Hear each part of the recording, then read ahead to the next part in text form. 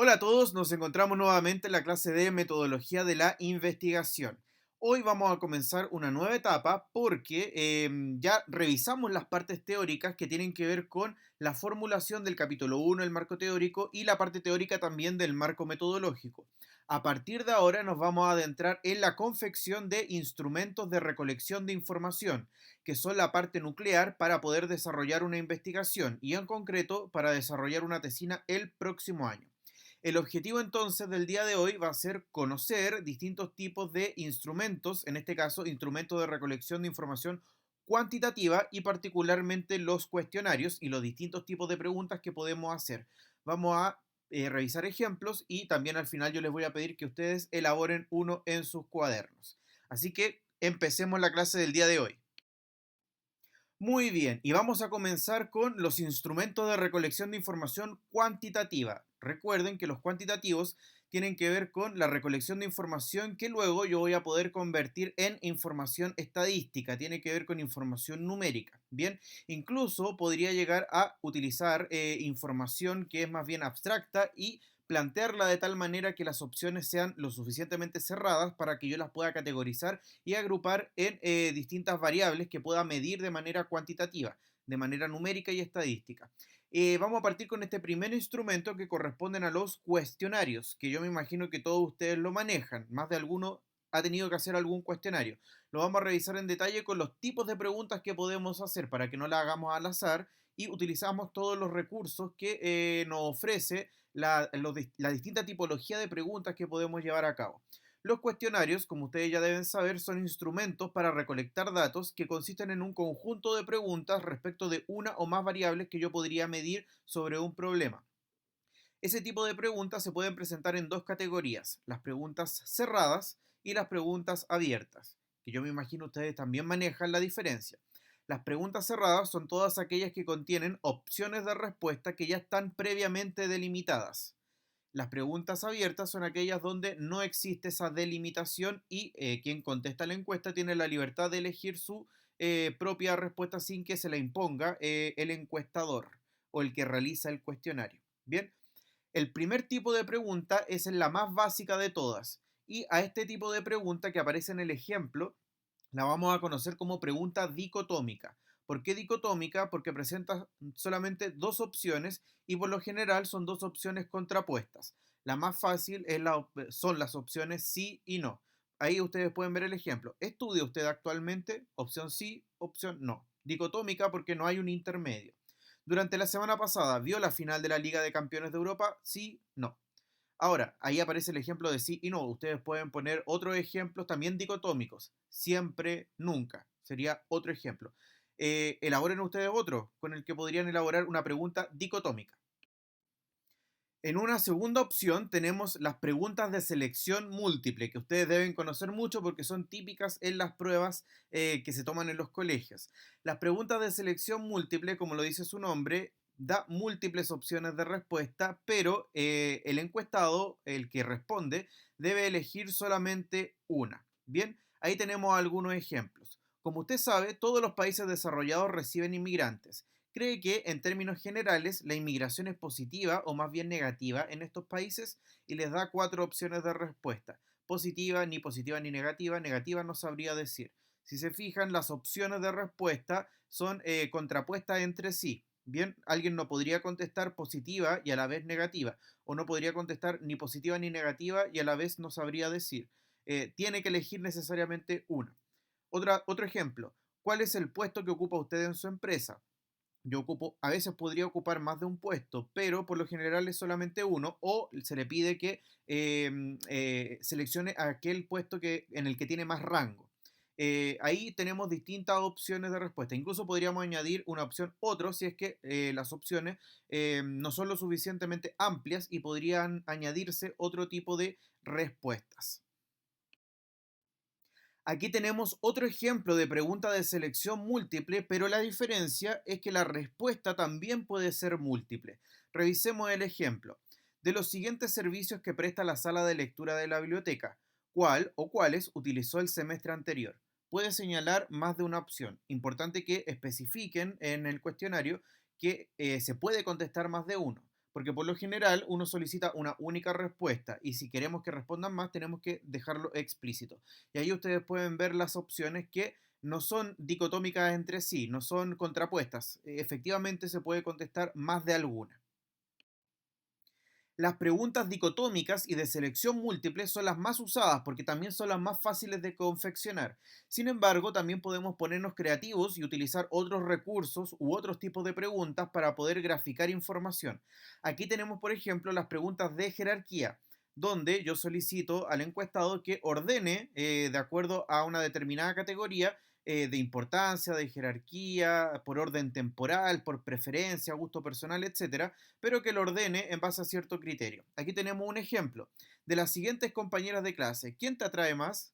¿Cuál en segundo lugar? ¿Cuál en tercer lugar? ¿Cuál en cuarto lugar? Y así sucesivamente. Bien, claramente este no es un gran ejemplo, pero grafica muy bien la forma en que debemos categorizar jerárquicamente nuestra respuesta. Podríamos pedirle que le asignen números donde uno es la primera preferencia y así lo podemos trasladar a otros ejemplos.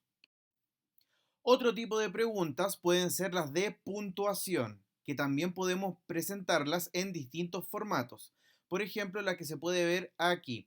A continuación voy a mencionarle algunos de los problemas que suelen preocupar a los habitantes de este municipio y le pediría que en cada caso me dijera qué tanto le preocupa a usted cada uno de ellos, donde 10 significa me preocupa muchísimo y cero quiere decir no me preocupa en lo absoluto. Y aparecen muchas opciones y en todas ellas el encuestado debe puntuar de 0 a 10. Importante, la instrucción es muy clara porque le dice lo que debe hacer y además le establece los parámetros para poder responder. El puntaje es de 0 a 10 y le establece el significado de esos parámetros. 10 significa me importa mucho, muchísimo, y 0 significa no me preocupa en lo absoluto. Eh, Aquí si se fijan hay un elemento muy interesante porque es un elemento muy subjetivo, el nivel de preocupación sobre un determinado tema que afecta a un municipio.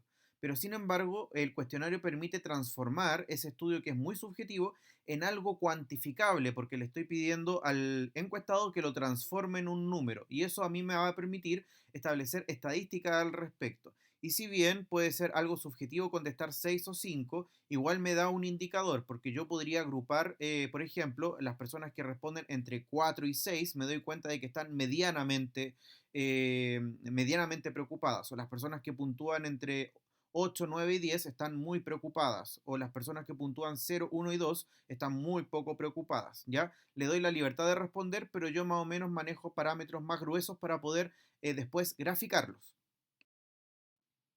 Este ejemplo también es de puntuación, solo que se presenta en un formato diferente.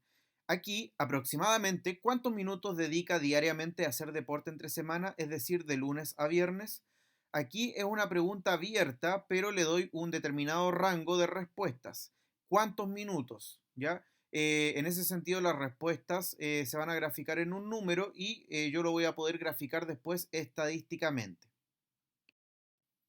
Aquí tenemos otro ejemplo de pregunta de puntuación, pero con otro formato. Aquí le pedimos que lo grafique de 0 a 100 y la pregunta es, ¿qué tan enamorada está usted de su novio? Donde 0 significa nada enamorada y 100 completamente enamorada.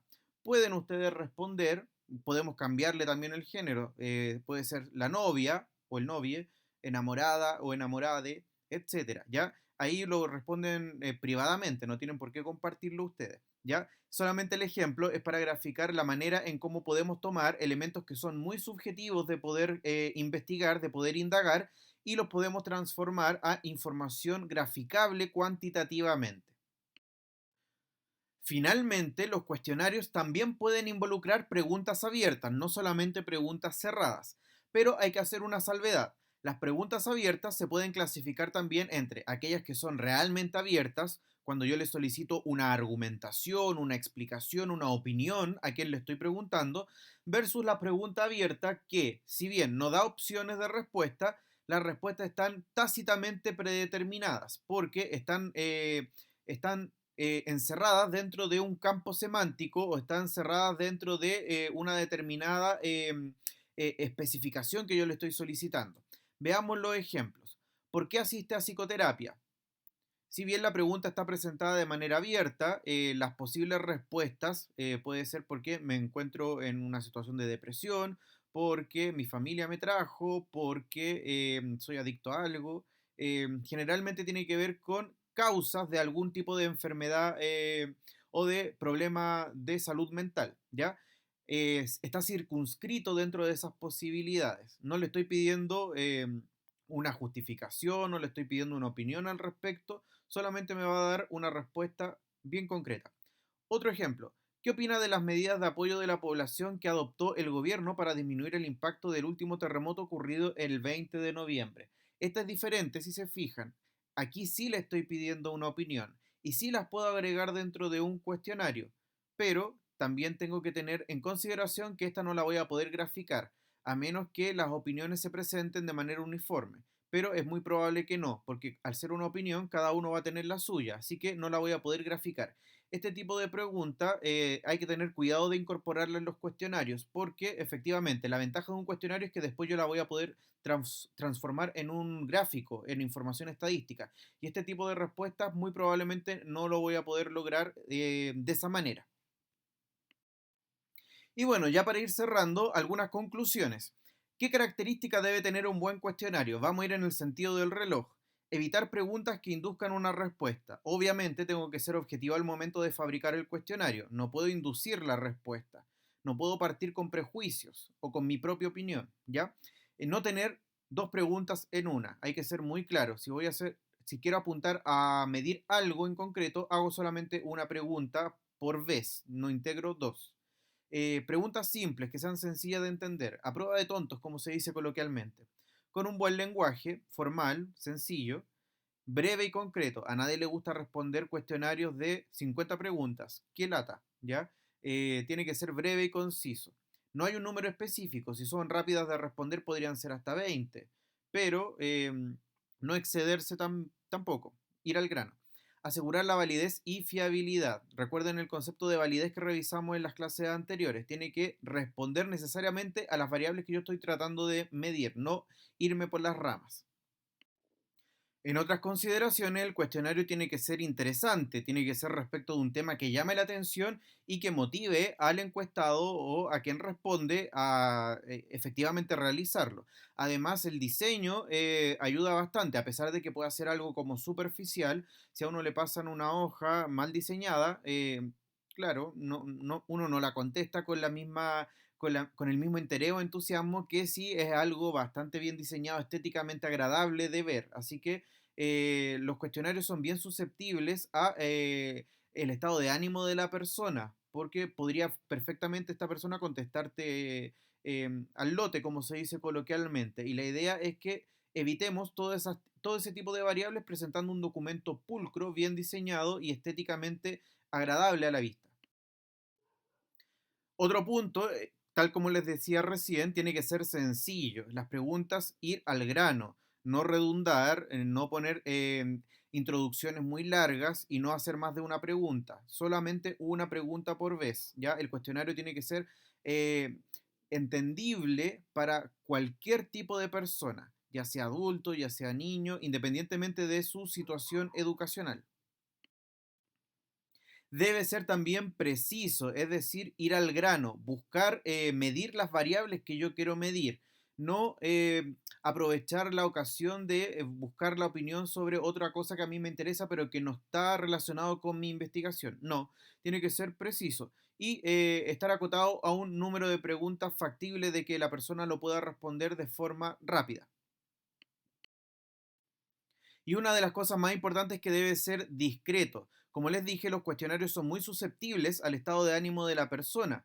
Por lo tanto, nosotros queremos evitar que la persona responda desde su emocionalidad, sino que nos responda lo más objetivamente posible y tomándose en serio el cuestionario. Por lo tanto, le debemos asegurar que sus respuestas no se van a publicar con nombre, que va a ser anónimo, a menos que la investigación amerite que exista un permiso para que yo publique la identidad, pero por lo general son anónimas. Además, pedirle que la responda por separado, en solitario, y no estar ahí mismo con él, sino que permitirle cierta privacidad para que de esa manera él me pueda dar la respuesta desde su propia conciencia sin ser intervenido por el amigo con el que anda en ese momento o por los prejuicios que pueda tener frente al encuestador. Y bueno, las ventajas de los cuestionarios es que a través de ellos podemos tener información sencilla de recolectar y procesar. Y además las podemos aplicar en una muestra amplia, porque si lo hacemos preciso, lo hacemos acotado y directos con lo que quiero investigar, lo voy a poder aplicar a bastantes personas. Y mientras más personas respondan el cuestionario, más, más representativa va a ser la muestra y mejores van a ser mis resultados porque voy a poder graficar la mayor cantidad de tipos de respuesta.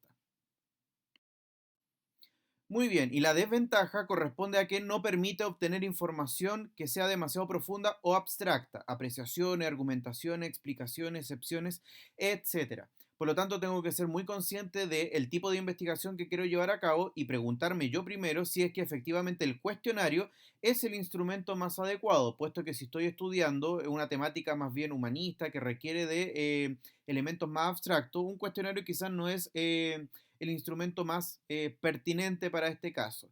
Es el que más se repite porque él también el más fácil de ejecutar, pero hay que ser consciente y consistente con lo que yo quiero investigar. Si no quiero investigar elementos cuantitativos, entonces el cuestionario no me sirve. Y ya llegando al final, obviamente, habiendo revisado todos los ejemplos de preguntas que pueden estar presentes en un cuestionario, la actividad lógica va a ser que ustedes elaboren sus propios ejemplos. Van a desarrollar en sus cuadernos un ejemplo de pregunta dicotómica, de pregunta de selección múltiple, donde una respuesta sea la que se deba establecer, una de selección múltiple donde se pueda responder más de una pregunta de orden jerárquico, una de puntuación y una pregunta abierta. Si la hacen respecto de un mismo tema, mucho mejor, porque así pueden practicar distintas formas de preguntar y de apuntar a distintas variables. Bien, esta actividad la pueden desarrollar en sus cuadernos, no la posteen en el Google Classroom. Si tienen duda, obviamente me preguntan a través de ese medio. Bien, espero que estén muy bien en sus casas y obviamente les cuento que en la siguiente actividad de evaluación, lógicamente lo que viene es que desarrollen un cuestionario. Una de las partes va a ser que desarrollen un cuestionario, así que no se salten la actividad, practíquenlo en su cuaderno. Chao, que estén muy bien.